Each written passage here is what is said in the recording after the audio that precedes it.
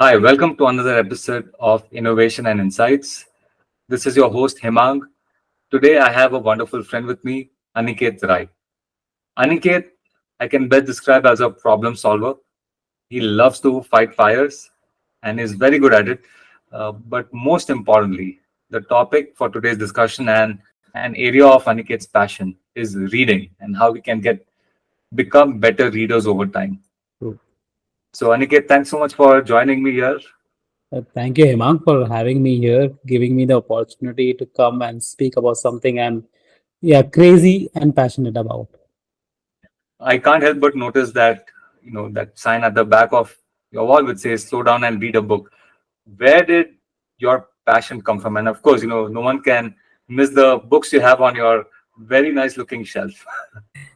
I think many people can talk about the childhood when they got introduced to the world of books, and I did got introduced to the world of books when my parents walked this 10-year-old Aniket into the central library of Surat. Surat is a diamond city of India in Gujarat, and it's called Kavi Narmad Library. And they walked me through the section, the kids section. I'm amazed. What are this? So many books. Overwhelmed, honestly, but they helped me, guided me through the books, and that's where first ever book I held from a library was Enid Blyton's Secrets Seven.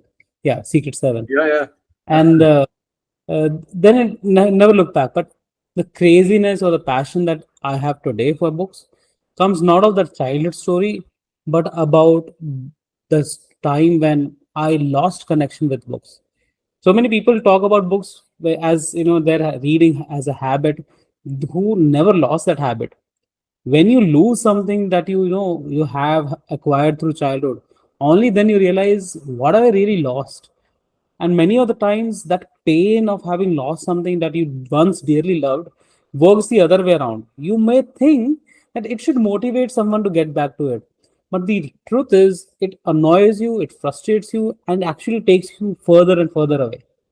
So, going back in time to 2011, I graduated from a college. yeah. 2011, 2012, I was working for an IT company, and I was on bench, but the zest to get into a project made myself like an unbelievable resource, the shadow resource and stuff.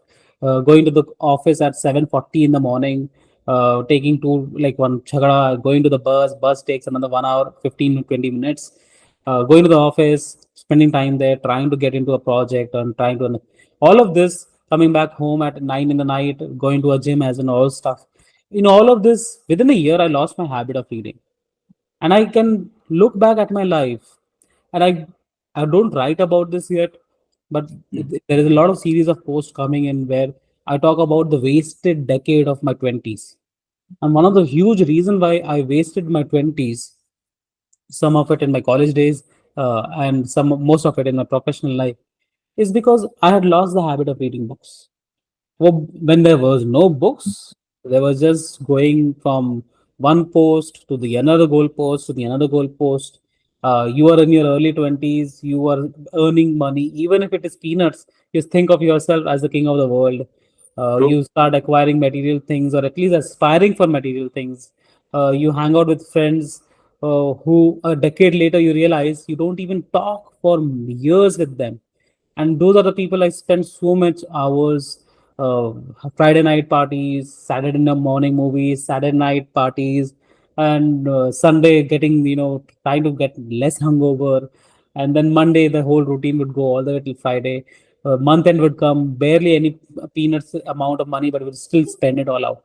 But I lost all of that habit, and it took a lot of hard work to get back to my habit of reading, and it took a lot of help from the opposite half, my better half, my wife. Especially when we were dating, she would read a lot of books. And then when you are in that phase, when you're dating, you just want to impress them. My mission was impress and get back to something I dearly loved, craved for. Slowly and steadily, I started reading. I somehow, for some reason, I don't realize today. Uh, Even before Atomic Habits had happened, I just looked at her journey. How did she began running? She told me her story that I would just run for 500 meters and then 1 kilometer, then 1.5 kilometer. So she took those small steps. She would get annoyed at running. She was overweight at that point of time, but she still kept, struggling, slogging through.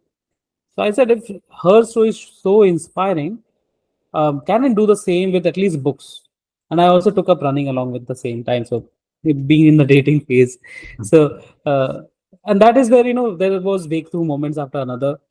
I started reading one or two books. Luckily, I did not get into ever a trap of 50 or 100 books in a year. Maybe I've never been a numbers guy. And when you're never into this number thing, you are actually more safer in today's world, Yeah. because everything else in this world could become a number thing, and you will, forget the mission and the purpose why you have started something in the first place. So that's where the craziness comes, not for the habit I developed in the childhood, but for the habit I lost and regained. And I now know that I need to keep fighting to keep it with me, because if I blink my eyes once again, this habit, if I take it for granted once again, it will all be lost. And then I'll again be struggling. And I don't wish to spend my 30s struggling without books.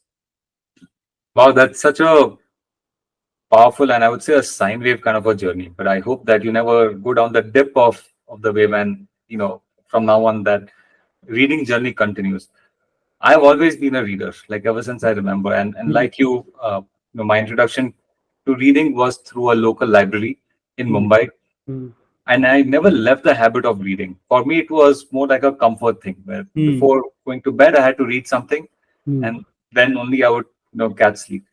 But I identify with you that in our professional life, especially, Yeah, I find that because we're consuming so much content on an everyday basis, like yeah, we're working on screens, we are reading things, PowerPoint presentations, documents on our laptops. Entertainment is always now associated with screen time. yeah, It could be binge watching series. So I would find myself a bit fatigued when it came to reading. And so the mere suggestion that, hey, let's pick up a book to read would lose against, let's watch that 10-minute YouTube clip. true. I don't know if, because you work a lot, well, you have yourself as an example, but you Yeah. also work with a lot of other professions. What are your observations? How do people, I guess, deal with books these days? I think thanks a lot to TikTok and Instagram Reels. I'm very amazed and bringing them into context. But reading again has come into full force, where a lot of book related influencers, a lot of content creators are citing some book or the other. So reading again has not lost its relevance. In fact, it has gained more takers, at least triers, if not the takers. But the challenge is, you can read a book like Atomic Habits, a brilliant, outstanding, incomparable book. But building a habit and reading a book on habit are two completely opposite directional things. I think, I had really had a real recent realization that who am I really competing against, and who are we really competing against? And when I ask people this question, they say we are competing against ourselves. But they are true. We are competing against ourselves, and that is the motto we have been born and brought up with. At least those who want to improve, but they have been told a lie as well. You're not just competing against yourself.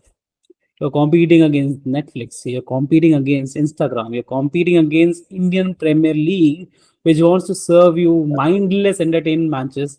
Even if there is 15, 20 balls left and 100 runs to score, you will see the count on Geo Cinema, 10 crore people watching, 20 crore people watching.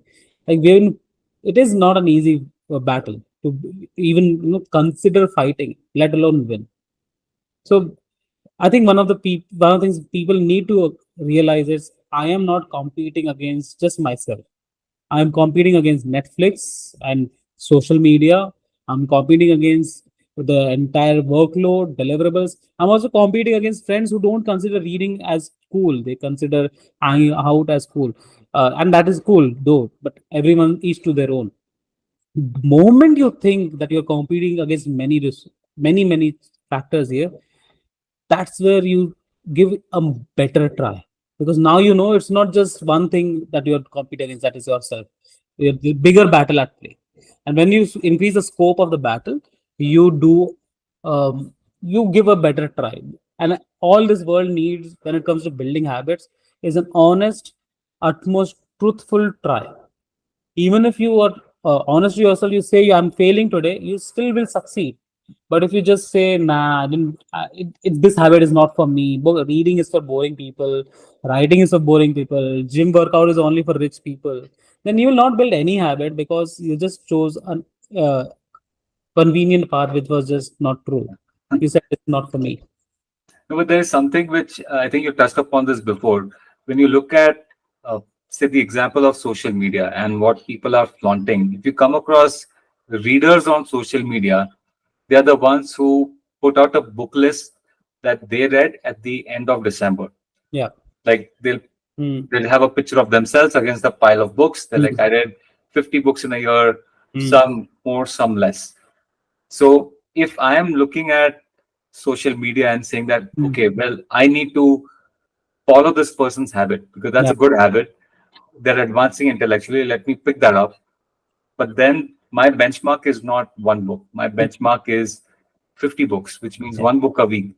And if I take a book which is, let's say, 300 pages, I might have to read 50 pages, assuming that I'll be reading for 6 days in a week, not the full 7 days. Yeah. And when you come across a book which makes you think, Yeah. oh, I can't read 50 pages, I only made it through 5 or 10. I think that's when people realize that, oh, shoot, man, I Mhm. can't keep up with this. And this habit will lose out against the next thing, which will give you that dopamine hit. Yeah, absolutely.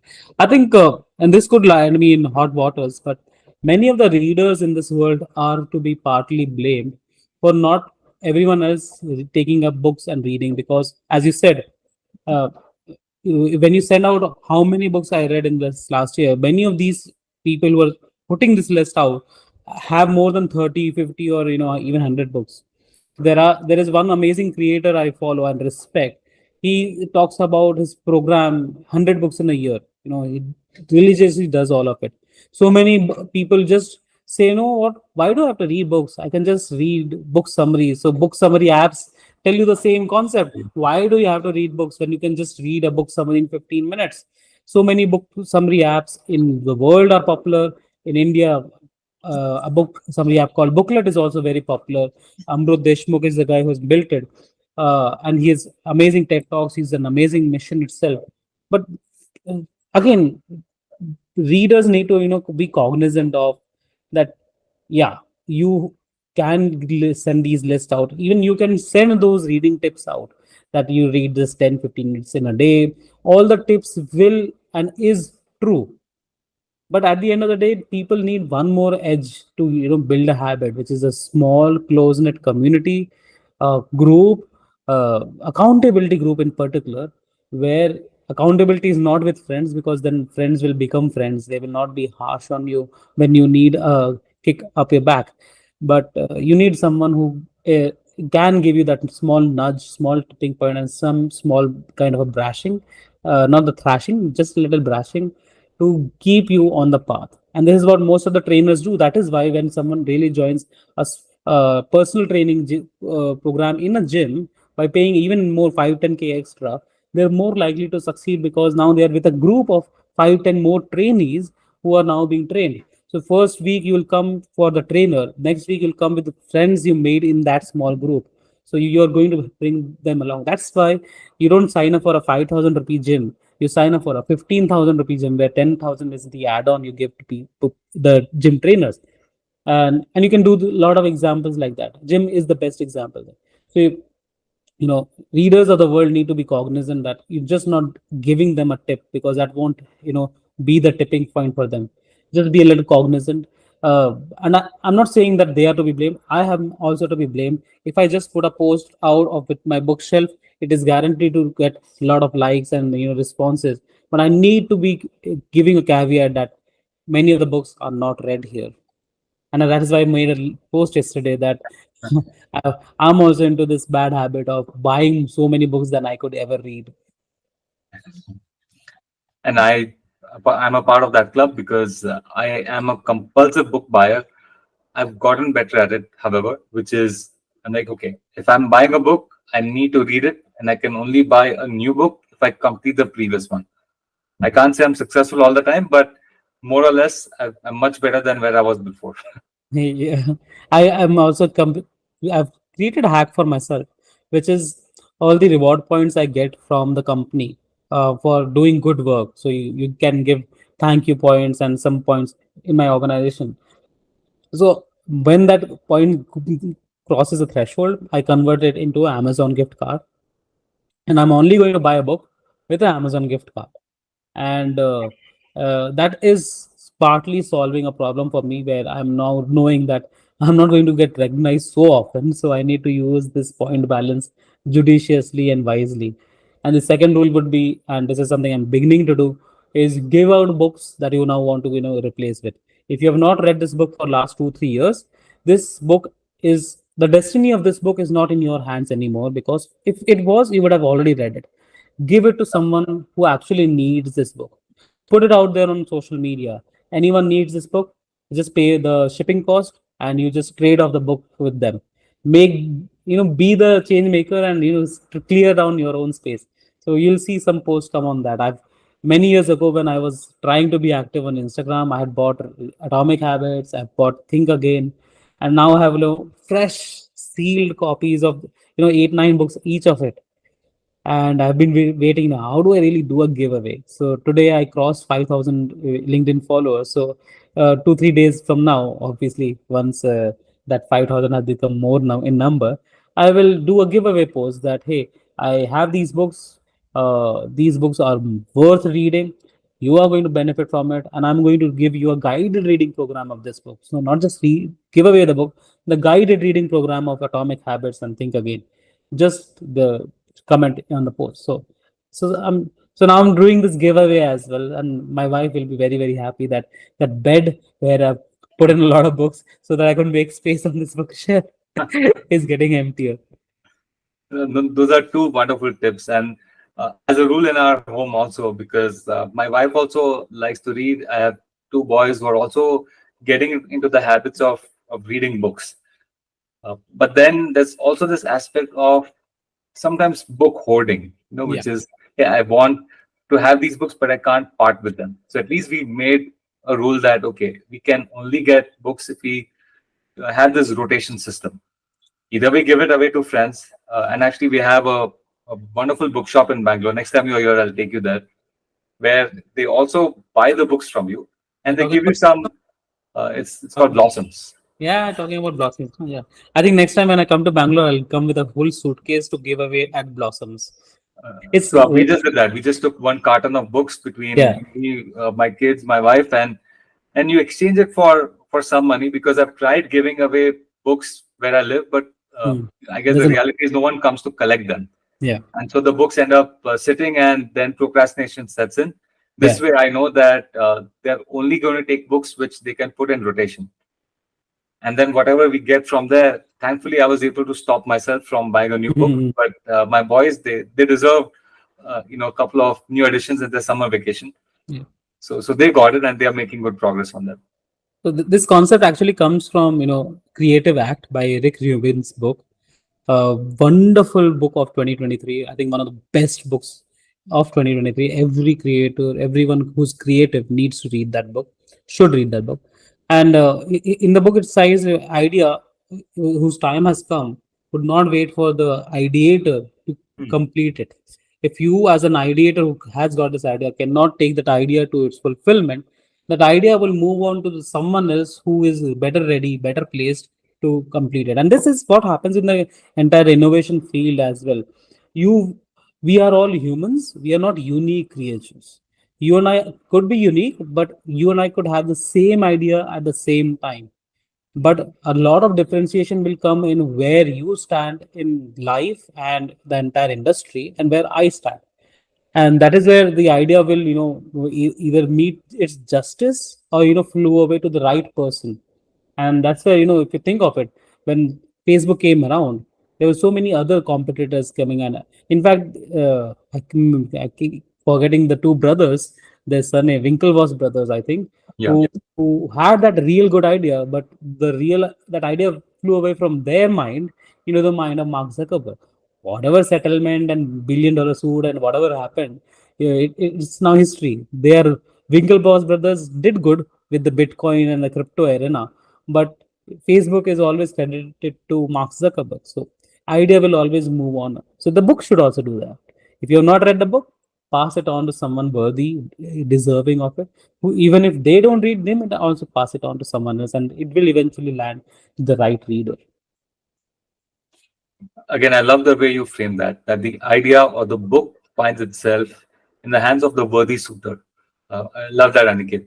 Uh, Maybe I want to touch upon some of the ways in which people read books. So when I was in college days, I came across Hmm. these speed reading books Yeah, because they're like, hey, you can go through this thing, and I've tried it personally. I've been through a couple of those, and they're like, hey, they make you scan the page, they try to make yeah, you look at, and I tried it. I was not good at it. It did not resonate with me. true. So I prefer nowadays of reading a book slowly, even if it's a couple of pages, depending on the book. Sometimes it's more, Hmm. sometimes it's less. I prefer marking it up. I prefer making notes in the side columns, things that my parents always advised me not to do. Uh, What are some of your recommendations? Again, Himang, if you look at it, there are absolutely two different sides to it. So before speed reading is wonderful and not so good at the same time.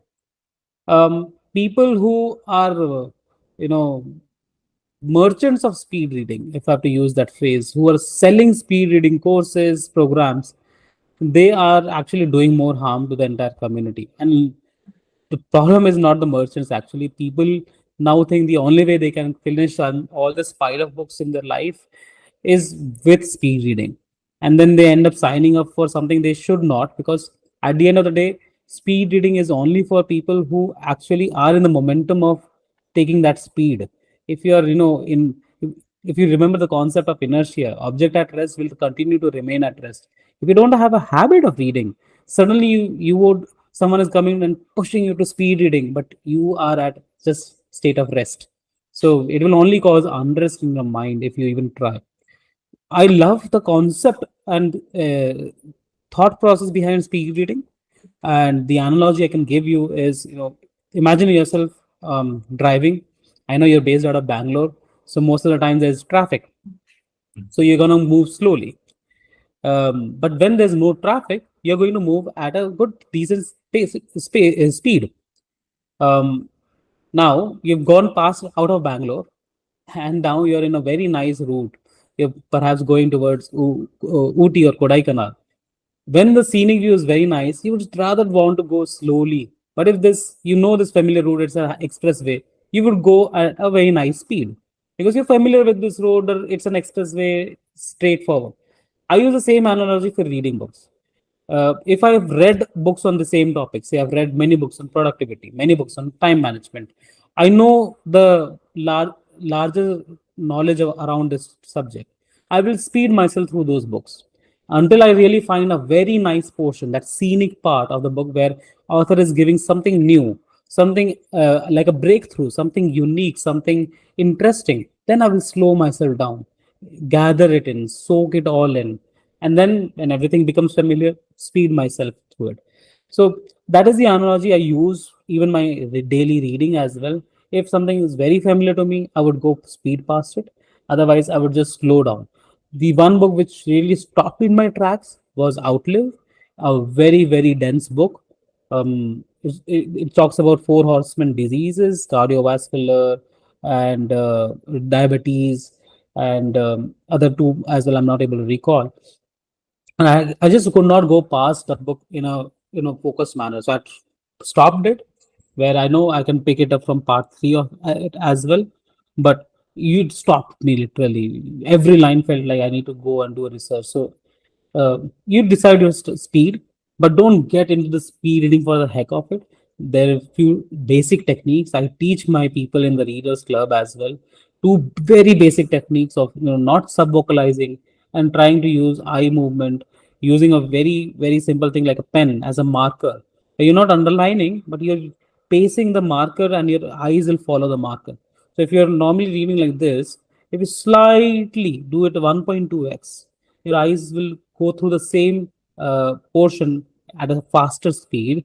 1.2, I'm not saying 3x or 4x, that's Mm. a lie. 1.2x in itself would make you slightly a speedy reader without losing comprehension. These are the only two techniques I talk about. Then I leave it to my readers. But if you think of it, if you are in the momentum, if you've already built that habit of reading, you're continuously reading, you'll realize, hey, this book which I used to struggle 2 3 years ago, I can complete something like this in a day itself. And why is it that you've not done anything on speed reading? You just worked on your momentum.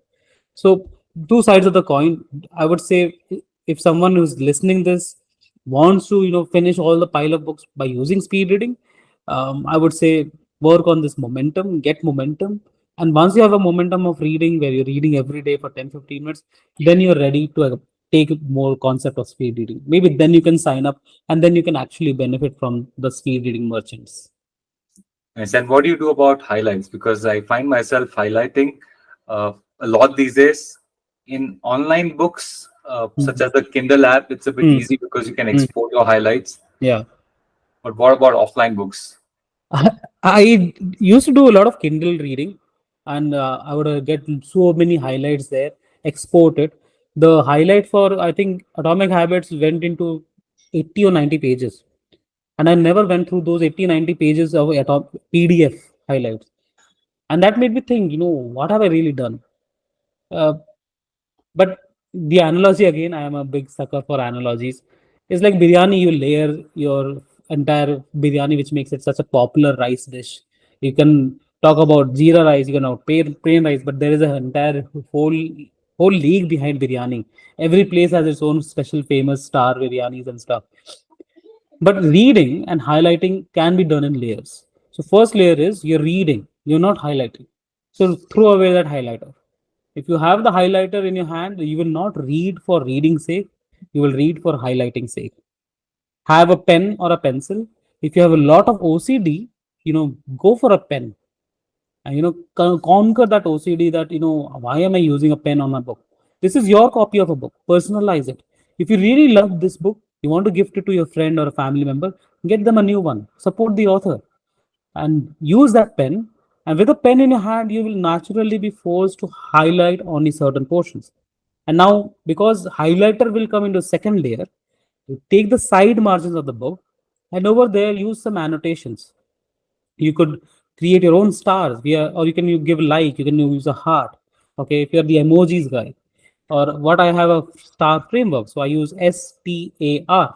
So if I found something I want to share on social media, I don't do it much because there are two sides of the story. Like, I don't want to give away a very copyrighted content. But if I want to post something of a book and I want to search for it, I just have to open any book and see where I've made an S. S stands for share. Share this with a friend, share this with Hmm. a league, share it with anyone you really want people to look, not just on social media. So S stands for share. T stands for think. The author stopped you in making thinking. Is this right? Um, makes you think hard. The other day, I was reading about ELIZA, which was a project created in the 1960s and 70s by Mr. Weizenbaum. And today, what we look at artificial intelligence, especially Chat GPT and OpenAI, looks very similar to what ELIZA was in the 60s and 70s at MIT University, MIT College. So, that is what made me think, OpenAI, how we are using prompt engineering is not different. What we have, history is repeating itself, and history always repeats itself. So think. A for action. When you're reading books, if something you come across that, hey, I need to apply this to my life, I need to act on this, you just mark an A. Because when you're doing the second layer of highlighting, your A's will be a reminder that did you apply? If you did not apply, now do it. This is your second opportunity, and life does not ever give you third opportunity. So, and the R is for research. So many times you will come across this guys whose name gets cited, the books whose names get cited, some research, the marshmallow method gets cited in almost every other book. So when you come across something that makes you curious, this is interesting, I should Google about it. Don't Google now, because if you Google, you will be gone from the reading. Yeah. Just put an R there And then there are many things. I'm beginning to expand this analogy. I won't be able to use star framework, but if I want to write on this, I will use W. If I want to curate this, I will use a CU. So come up with your annotations. This world is your oyster. You come up with your philosophies. So you can use symbols, star, heart, crying emoji, laughing emojis. You can even literally put a ha ha ha. You can do WTF. I have so many portions in the book where I've used pen and literally mentioned WTF. If I ever pass it on to my father, he'll be like, "What the air?" So, and use Don't this pass it star. on to your fathers. So we have to come up with our own unique base. Yeah. But highlighters are those neon highlighters come in the second phase. You've done your reading, you've done your annotations, you've done your personalization on the margin of the book. Now you use highlighting. Now And you when you transfer that, sorry, when you transfer that do you transfer that online, or you just keep it as a reference So in your this is system? where this is the biggest block I have to becoming a super reader. Okay, I'm speaking of myself in a big limelight, and I will get into trouble for saying of myself in such highlight. But I think my reading skills have not gone to the utmost high level because I have not done this part, which is the most crucial part. How do you synthesize these highlights? How do you synthesize them? You have to, if you loved a quote, put it into a quote book. If you really are into digital note making, use an OCR scanner. Every scanner has it, and scan what you wrote on the book or whatever passages you found really good. So this is the processing of information is where I struggle at, and I know many readers themselves struggle at. And I know that I need to work on this so that it's not just my own reading journey that I can impact for the good, but many other readers who are just reading and reading, consuming a lot to find a route towards creating or curating.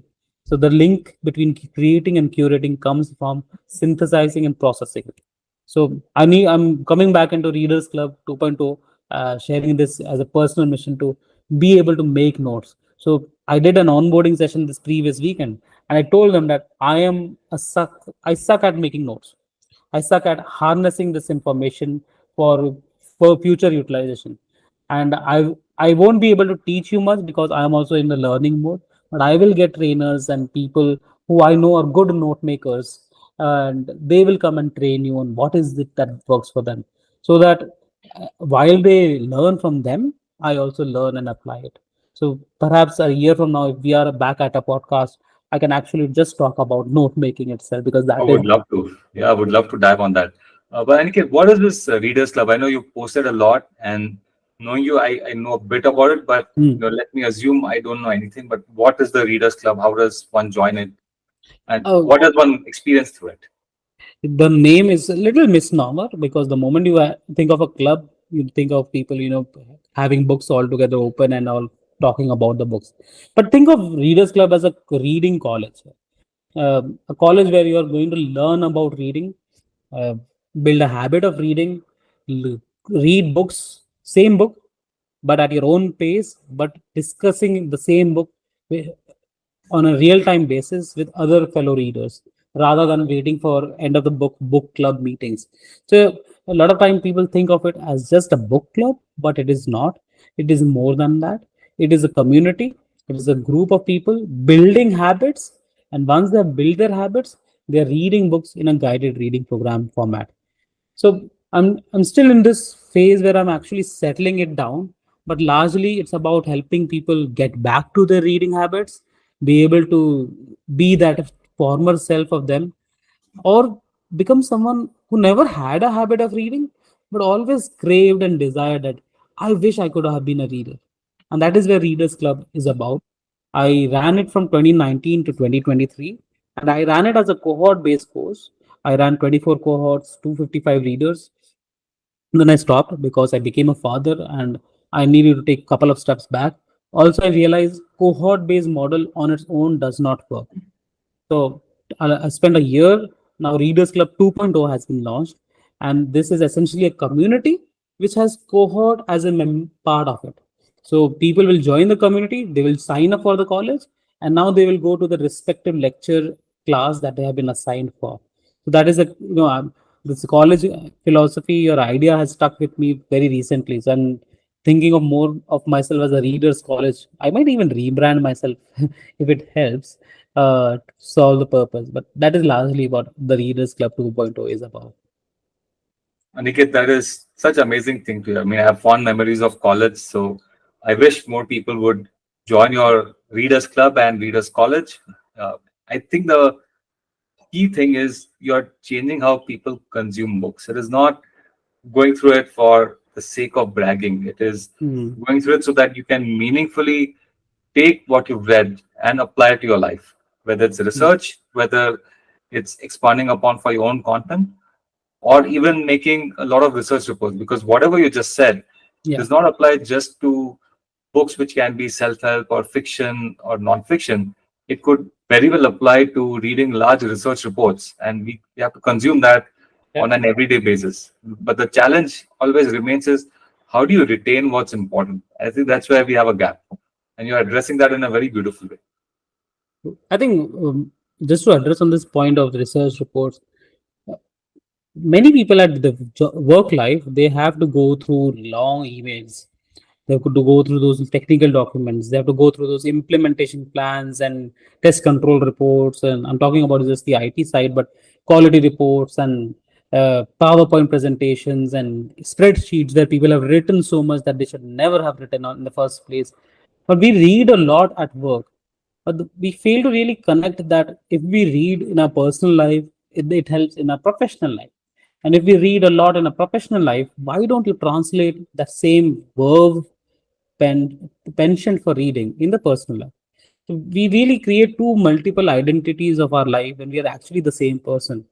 And we should just try to find some common points between them. If you read a lot at work, like in my side of work, I'm in the production support, so there are a lot of implementations that happen. You have to go deep into the implementation plan and be able to find if this could go wrong.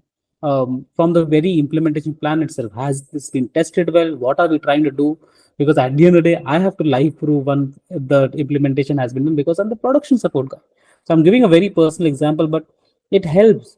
If you are a deep reader, if you're a very keen reader, you can even find a very objectionable statement and then you can rebut on that. And corporate people love when someone rebuts, because that's when they know that you've gone to the depth of it. And every leader in the world keeps an eye on people who goes to the depth of it. I'm not saying I'm a very popular person in my organization, I'm a very successful person, and I'm just the average guy. But I know these current habits will somewhere down the line help me even more. The more I read in my personal life today, the more I will get better at my professional life with the virtue of reading. If you see the four books there on the bottom side, if I've clubbed books on Scrum, Get Better at Getting Better, Career 3.0, Project Management. I've clubbed books on career as a track. So I have a recent found love for thematic reading, and anyone who is listening to this, just pay attention. You can literally become a subject matter expert if you apply thematic reading. So I have completed four books on attention management, on distractions, how social media tech addictions is getting better of us, and you will start seeing me talk a lot about it, because earlier in the podcast I talked so much about Netflix and stuff. Where is these words that I'm speaking coming from? From all the books that I've read on that. Now I'm moving towards career 3.0. I'm moving towards books on career, because I know I need to make a bigger leap in my career now, where I'm in a mid management level, and I have a mid career crisis, to be honest. So how do I solve this crisis for myself? Where I'm in mid 30s, I don't know what will happen to my career. I'm a production support guy on a legacy resource. Legacy can become legacy in whiff of a moment. AI is going so fast. If I get tied to my legacy roots, by the time legacy gets moved on, company decides to migrate. The AI world would have transformed people. So I would, in itself, be a neolith. I'm a redundant species. So I'm going to read books on career 3.0s and these that you see there, and then go perhaps, because I'm not really getting healthier. Go, try reading books on health. There is a full stack of health built here. So by the end of this year, at least I would have created three pillars on attention, that is focus, which helps a lot on personal and professional. But read books on career, so that helps me professionally. and read books on health that helps me personally. So I'm trying to create this thematic reading for my personal benefit. If you are someone who wants to try this out, just find that one problem area that is a burning problem area. We all talk about problem solvers, but at the end of the day, we got ourselves in that problem in the first place. No one talks about that. In personal life, we get to have problem. I'm talking about struggling in career today in my 30s. I got myself there in the first place by being only on a legacy application and just being the production support guy. And only I can help myself out to solve that problem. And how am I solving that problem? Reading and thinking and applying. So they do the same. But I only recommend thematic reading if you are regular at reading. Because if you're not regular at reading, suddenly you take 4 or 5 books at once, you'll not read any of it because now you don't have to read one, you have to read 4 or 5. So, but again, to each their own. I keep experimenting. You know, I have no idea whether thematic reading will help me or be my bane, be my undoing down the line. But let's see where we end up at. No, it will work because unconsciously I've done that over the years. So when I want to immerse myself, and I think, well, the best time when I immersed myself was when I was researching for my for initially for my masters, and then that eventually became my doctorate studies. So at that point of time, you're immersing yourself only in one domain, Yeah, and you're trying to read as much as you can. So you're going through books, you're going through other research papers, and you're following, I guess, the steps or the building blocks of whatever you just said. But uh, in a largely unconstructed way. yeah, Like, I'm not saying we follow, let's say, the star principle, but then you made these marks that, okay, I found this citation interesting, which I need to look up later. I found this other area which I want to apply in my work. Maybe there's something interesting which I need to cite further, when I publish my paper. So you started making all these notes. But to the topic of themes, because every research project will yeah, have different pillars that it yeah, needs to execute on. So this thematic reading principle, I think it will work. Yeah, as you said, you need to build an initial momentum. So when you read, let's say, any doctoral dissertation, mm, you will sometimes read hundreds of citations. Those citations did not happen in one reading session. They took years to accumulate. yeah, That student or that researcher started with one paper that their advisor gave them. After they completed, then they built a body of work, they built a momentum of going through it, and then they started collecting a pile of things. Your pile of books is a visible metaphor, but in terms of citations, all that, it's a pile of papers that were read through, and some of them were applied, some of them were there uh, for acknowledging that, hey, you're standing on somebody else's shoulders. yeah, So, Aniket, I know we can continue this yeah. discussion, to much greater depths. I Mm, thank you, sincerely, for sharing such wonderful and actionable insights. What I'll request is for you to share the link for the Readers Club. So I'll put that in my show notes and comments whenever it goes live. And of course, people can follow Aniket on LinkedIn, where he's very active. His posts on LinkedIn are very informative. So drip by drip, he will make sure that you carry your reading habit further. mm. So Aniket, wishing you all the best in your mission. Thank you for joining me. Thank you, Hemang, for having me here. And to anyone who's still listening, we are in a very short attention span day, but I'm doing all of this for making this world a reading for place where I know we are just human beings individually. But there's a lot at stake if we just think of reading as reading. But if we think of reading as a way to get our future generation, the kids of today, become the superhumans of tomorrow. It's not a phone that will make them. It's a book in their hands and their imagination and their ideas. And then they use that knowledge and imagination and ideas into application on their phones, into their application on the laptops. So that is a world I'm, imagining and wanting to create by creating my own team of readers, and think of Avengers as a analogy here. But let's see where we get at. It's not that this vision, it scares me a lot. I don't know where I will land up at, how it will help me in my career. I have still no clue about it. So I'm just going to figure it out. And I hope people who are listening this, they figure it out their own ways to read. But if they find any challenge, they can always come to me. I'll be doing my best to get them into the books. Thank you for Okay, having me. Aniket. It was a pleasure. No, thank you, and that's so beautifully said.